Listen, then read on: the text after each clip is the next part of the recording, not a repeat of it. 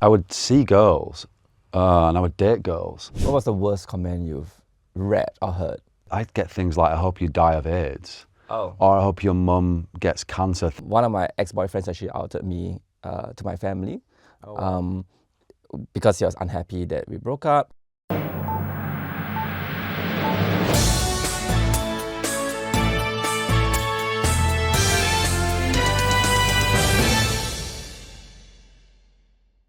Welcome to another rambunctious episode of the Unfiltered Gay Podcast. My name is Sean. I'm Isaac.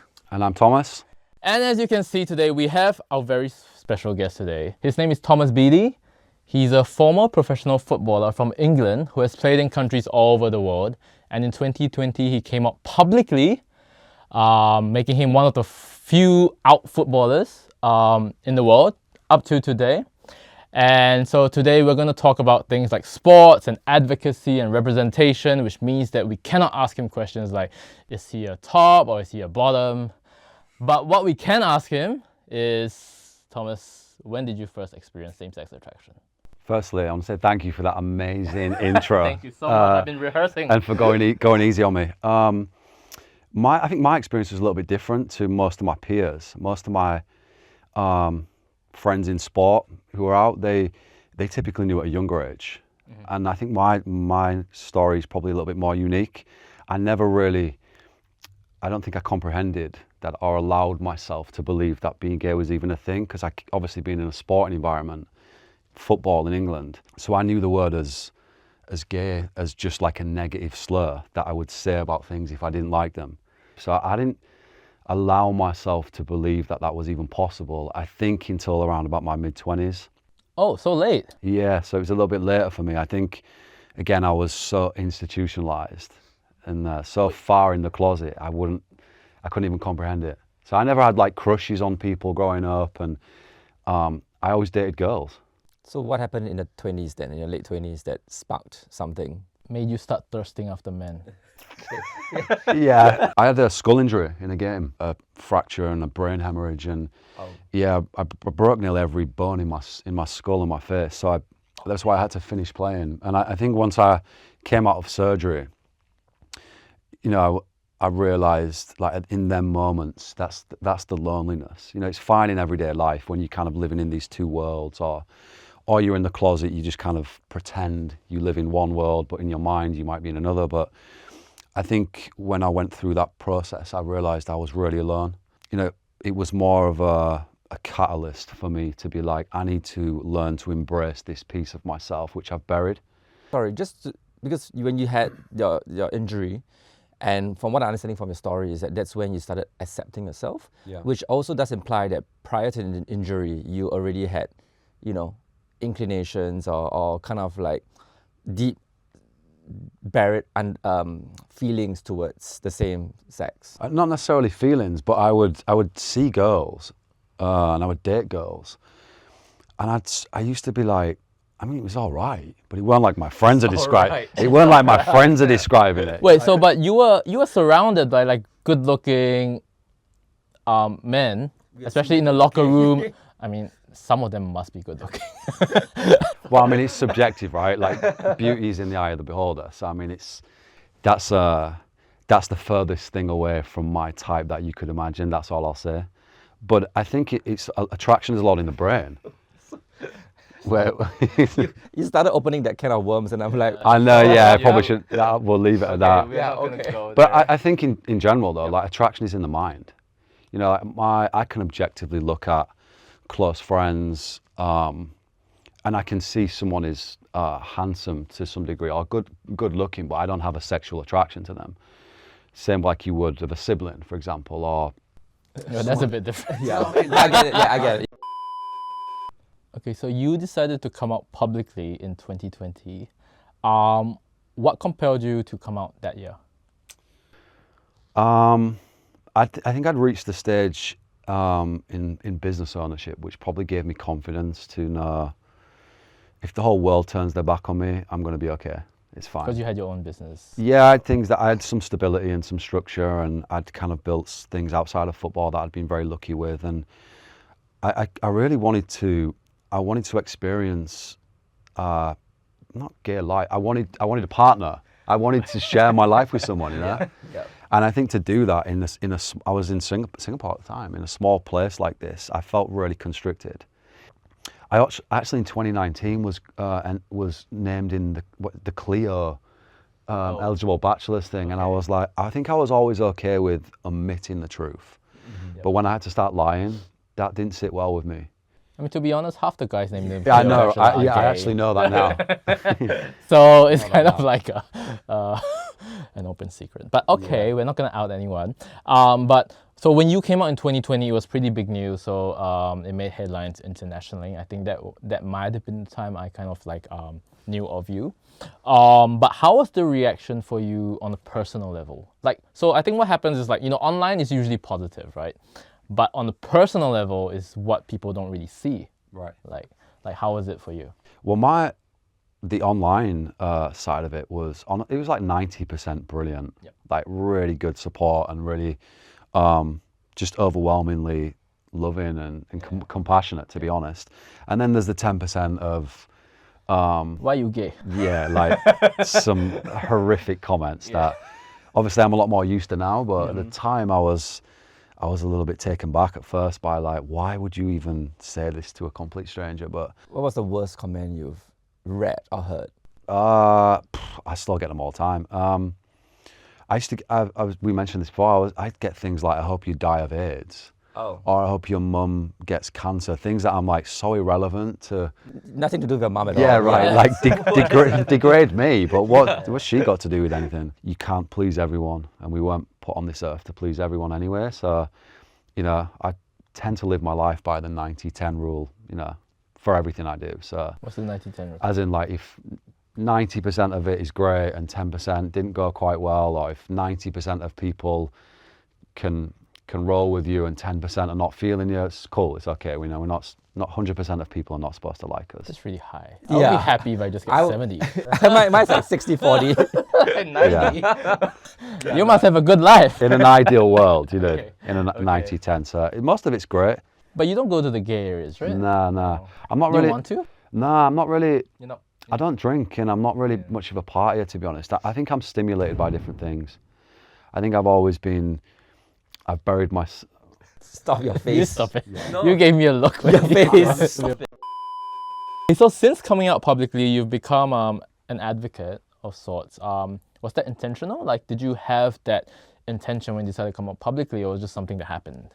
I wanted to set myself free, but then I wanted to use my platform to do some good. I wanted to start the conversation within sport and, you know, instigate the narrative that we just didn't talk about it much. And it was really fulfilling for me because shortly after I came out, obviously I had tons of athletes reach out and say, you know, I just need someone to talk to. And so I connected with some of them, and it'd been 30 years since somebody from the UK had done that.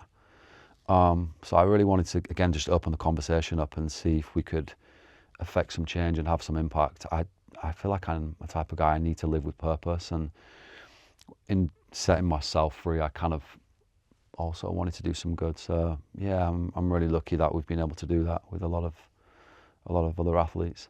So you've mentioned before that, because when you came out, you had already retired from football, and you mentioned that if you were still playing, you would not have come out. Do you think that's still the situation today? Like, would it still affect an athlete's career? Oh yeah, it definitely still affects it. I mean, good and bad. I think Do you think it's worse for a footballer? I probably said that. Yeah, for sure. Okay. It's the global sport, and it's typically watched by underprivileged people. You go to Indonesia, you go to Brazil, Argentina. The people who are going to watch the sport, it's an escapism for a lot of people. You know, for that 2 hours of their life, they get to be part of a community where they all have the same desire and the same want, and it makes them feel like they belong. But I think one of the challenges is that you get mass mentality of people or groups that are not as open or traveled or educated and exposed to different types of people, and so you're always going to have that issue with football. But it's definitely getting better, for sure. But I think now, if it was now, I think I think I probably would have the courage to do it if I was playing now.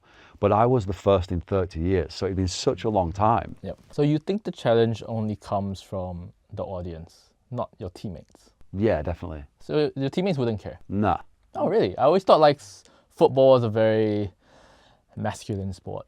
Yeah.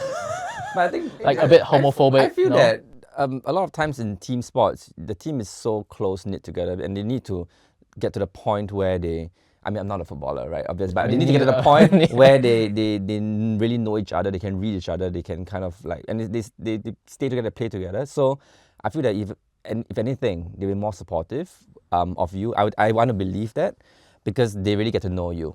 And that's what a team sport is. They have to know each other really inside out, you know. But the audience, they see you from a distance, and they have this idealized version of you.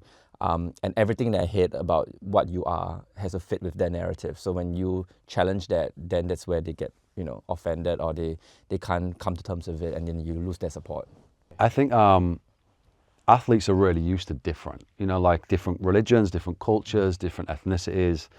You playing and living with people from all over the globe. So you kind of create a bond with people with this universal language, which is football. A lot of times you can't even speak the same language, and you kind of go into war at times, you know, in front of... No, that's very nice too. In front of thousands of people in a real-time, high-pressure situation. So you kind of have this bond of we've kind of been to battle together. So you don't always love everyone who you play with, but you always have this respect for them. So it does matter, right? Like what sport you're playing. So it's easier to come out as gay if you're Yeah. say something controversial. not playing football. Say something controversial, please. Okay, but now that you are out and you are a gay advocate, do you feel pressure to be a good role model? But I don't feel a sense of pressure. I feel more of an obligation, to be honest. Because now I think I really know more about other people's journeys and stories, you know, the struggles that other people face. Mm-hmm. So I think I just feel compelled to do as much as I can, because it does really bring me purpose. I think one interesting thing about all three of us is that we've all, in one way or another, we've all monetized gay advocacy. So let's start with Isaac, and maybe for, you know, Isaac is not just a podcaster.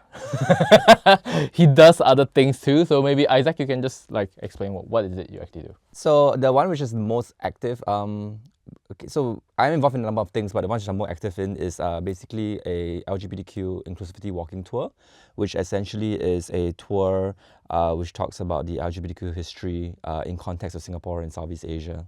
So I do that weekly. Nice. I'm actually doing one. You do that every week? Every Sunday.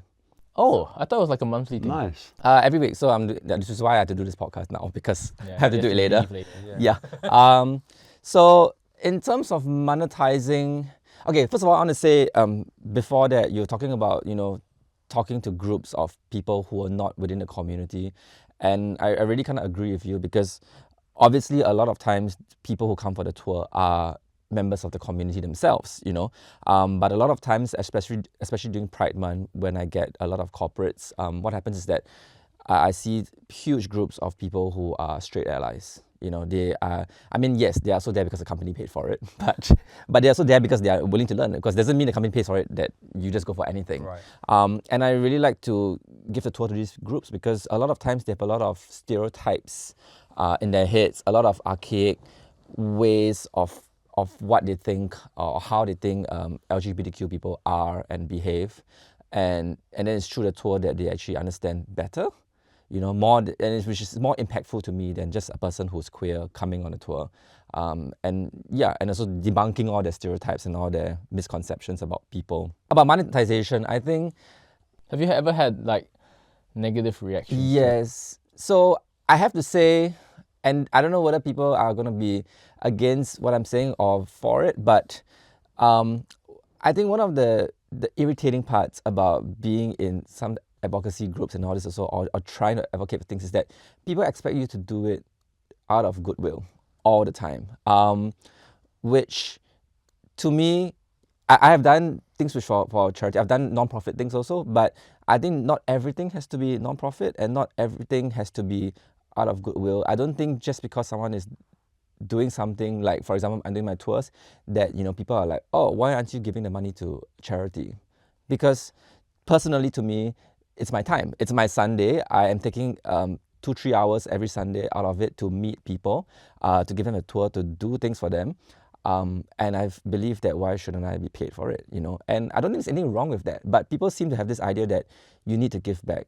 And that really frustrates me, because the thing is, if you go to a gay bar, for example, Correct. you don't ask the drag queen to donate their tips to the charity, right? But for some reason, when you're doing things like this, people just expect you to do it for free. Yeah, so it's so weird that any gay commercial business, like one which sells underwear that panders to maybe the gay community, no one is asking, hey, where is your money going? Which charity is it going to? But for some reason, it's always, you get this kind of questions when you're doing something a bit more of like whether it's regard to history or advocacy, or whether it's, you know, giving something to help the community, but you're expected to do it for free.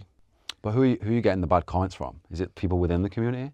Yes. It's always from people within the community. It's never from straight people. Straight people don't care. Yeah.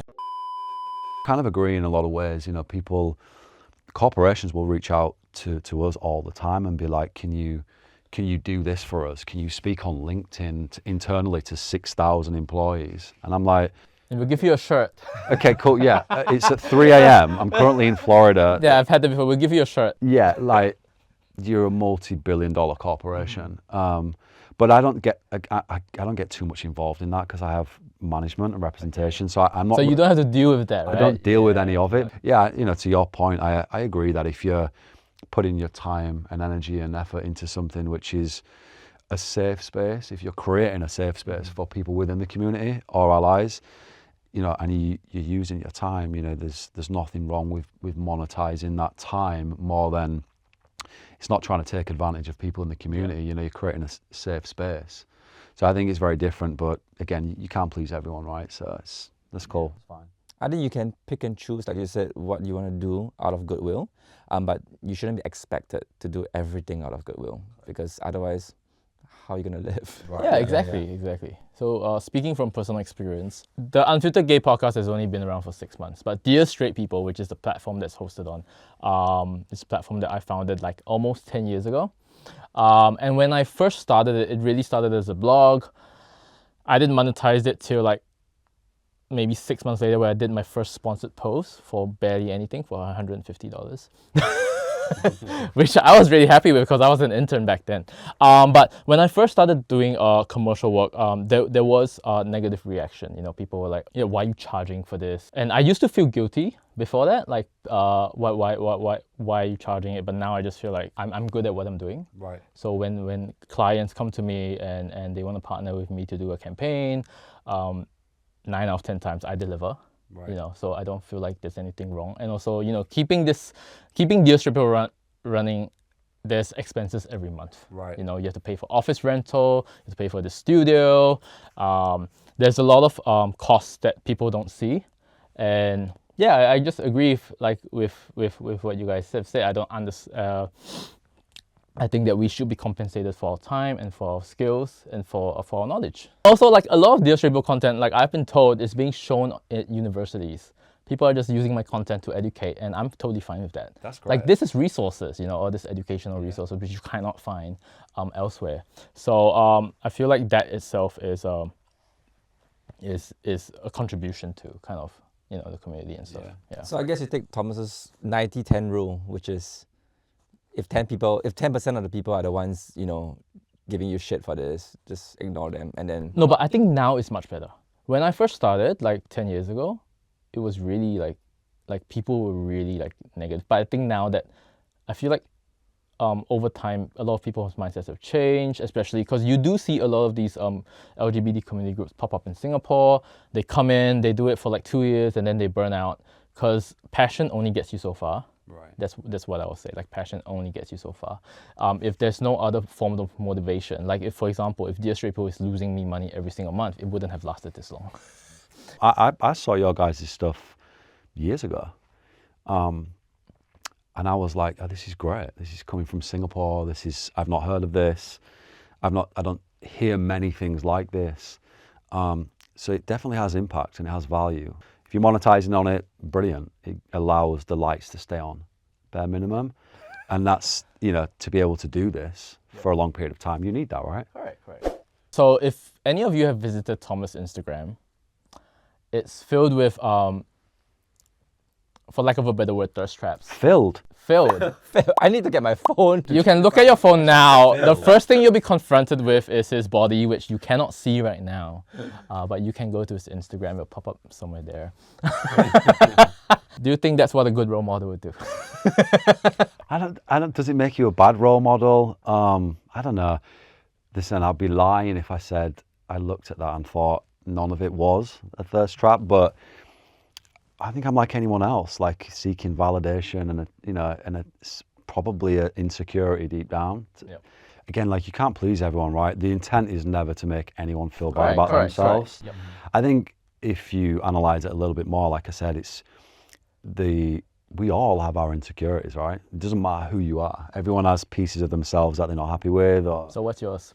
I have them daily. I'm like no one else, everyone else. I wake up and have the same things. I don't hate other people for them. For the record, I have nothing against thirst traps. Just wanted to state it. Just wanted to put it out there. Yeah, I think that it's your social media account. You can post whatever you want. But as openly gay men, are there any challenges that you face? Being an openly gay man. So there's different degrees of being open. So there are a lot of gay men who are like, they live their lives openly, their parents know that they're gay, but they would draw the line at coming on this podcast because that is too out. Okay. So that's what I meant. So Right. I think for the three of us, the fact that we're on this podcast and we're sharing like that's probably the highest degree of out you can be. Are there any challenges that you have faced for being so out? I'm lucky that I fit into, I think, a lot of what males are somewhat expected to present as. So Do you mean straight acting? Yeah, I hate the word straight acting. I mean, that's what you're saying, right?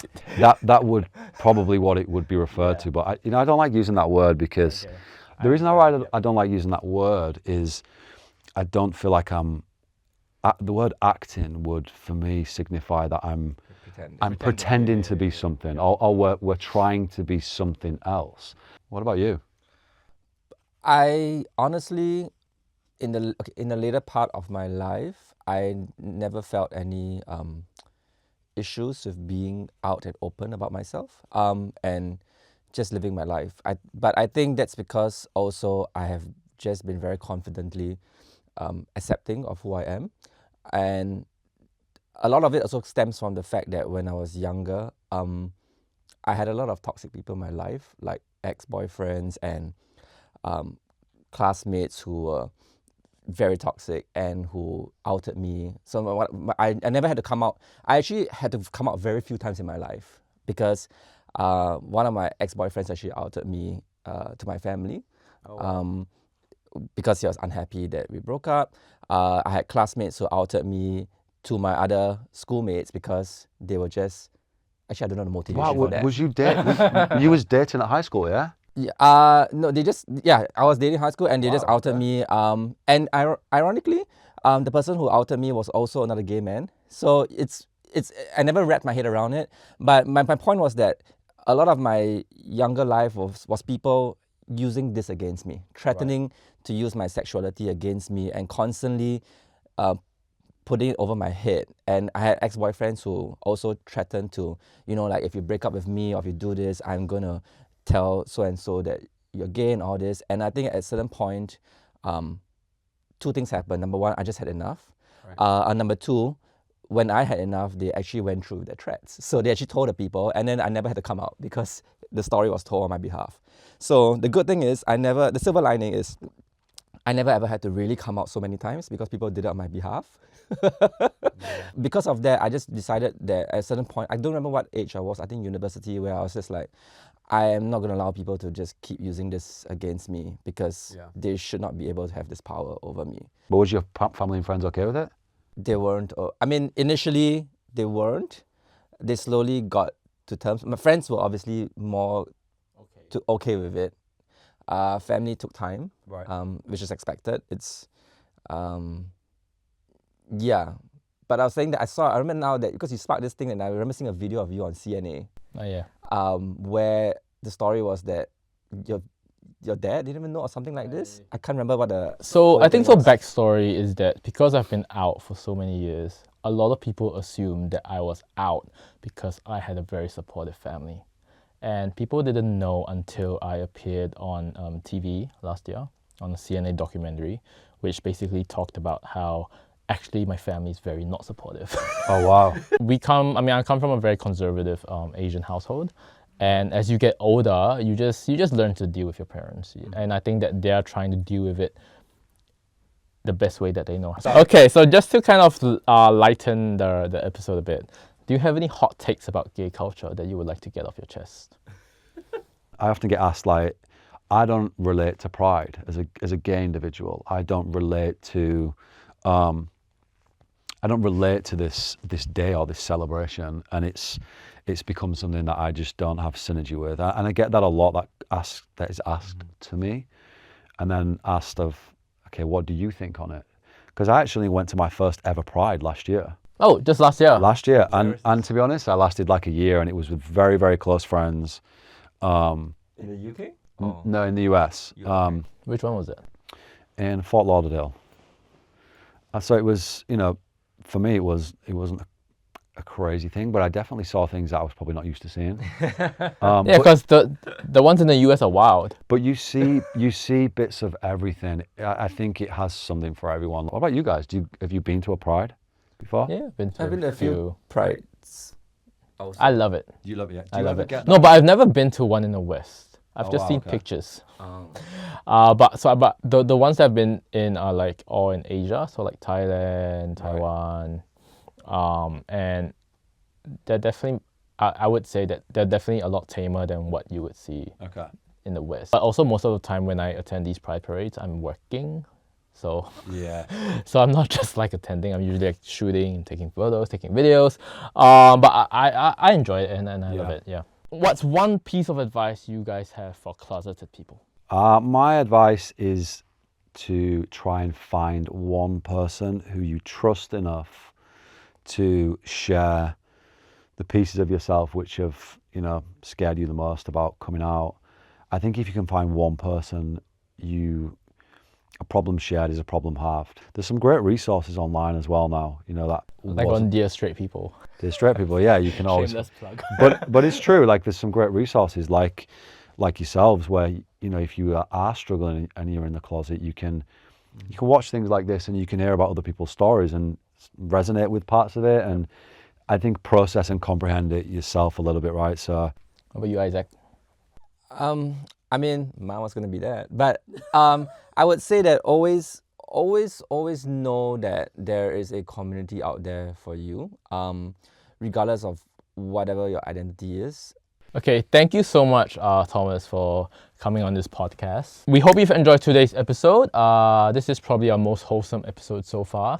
We've talked about very nice things like pride and representation and advocacy, and we do hope that this episode helps you in some way, or if you have a friend who's struggling, you can send this episode to them as well. So if you would like to watch the super unfiltered version, you can again head over to Dear Straight People's Patreon, and that's also how you can keep this podcast going.